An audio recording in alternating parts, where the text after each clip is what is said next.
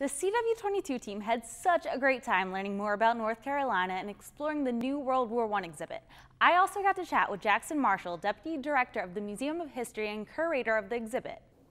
Why does this excite you? Why does World War I? Why did you want to be a part of this project? I actually did my graduate studies on World War I back at Wake Forest University in the 1980s, but before that I was introduced to World War I by my grandfather, who was a 1917 volunteer. And he and his brother volunteered for the war and went into World War I, and my grandfather was actually wounded out of the war in October of 1918. But I grew up on the farm with him as a small child, and I would just simply ask him questions and want to know, tell me about the war, tell me about the war. And he never really wanted to talk about it. But as I got older, he began to tell me a few stories. After he passed away, when I was in graduate studies at Wake Forest, I started looking for other World War I veterans from North Carolina and interviewed them. So my interest in World War I came not from an academic or books and things like that, or classes actually. It came from actually talking to the veterans. Very personal. You were talking about how veterans have come through this exhibit and how it is personal. What kind of touches have you put on this exhibit to make it personal? Well, what we have a lot of video in this exhibit where we either use historical footage or we used actors to recreate soldiers and nurses' stories from the war. And those are based on the interviews I did or from letters or diaries that we have in the state archives. So we make it personal. We make the North Carolina version of this personal. We also brought in actors who represent Europeans, French, German, Russian, Turk, all of the European powers that were in the war. And we let them speak in their own languages about the war. So again, you get to walk up and look at faces. You see people's faces and hear their emotions about why World War I happened and what happened to the people who were in World War I.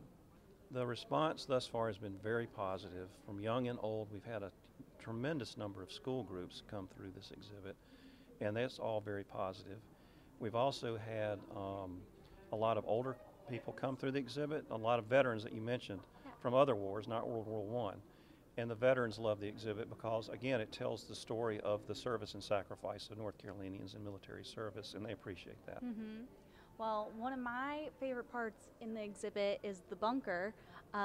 We heard a story about how your sons made the bunker when they were young. Can you tell us a little bit more about that story? Talking about the diorama with the bunkers in it? Yep. My sons and I, when they were in middle school, we used to do war gaming and have fun like that, just a father-son kind of little projects. And they wanted to build a World War I battlefield and have a World War I battle to play. So we built this diorama, and it has bunkers and trenches and the barbed wire and all that, tanks and soldiers and airplanes. And it was actually a war game. But when they went off to college, I just packed it all away and put it away. And that's where it's been for 4 or 5 years. But when we started to work on this exhibit, we realized that visitors today don't quite understand what trench warfare was, what no man's land, what is a bunker, what is a trench.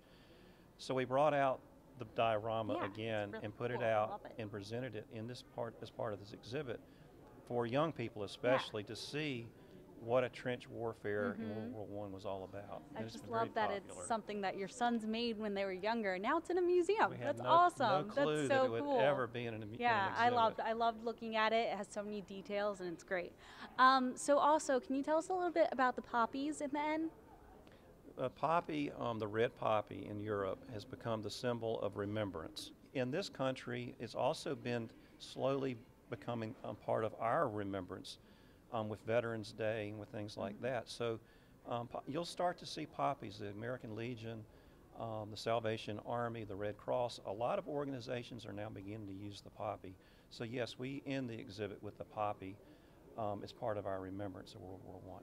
Check out the new World War I exhibit at the Museum of History in downtown Raleigh, open now.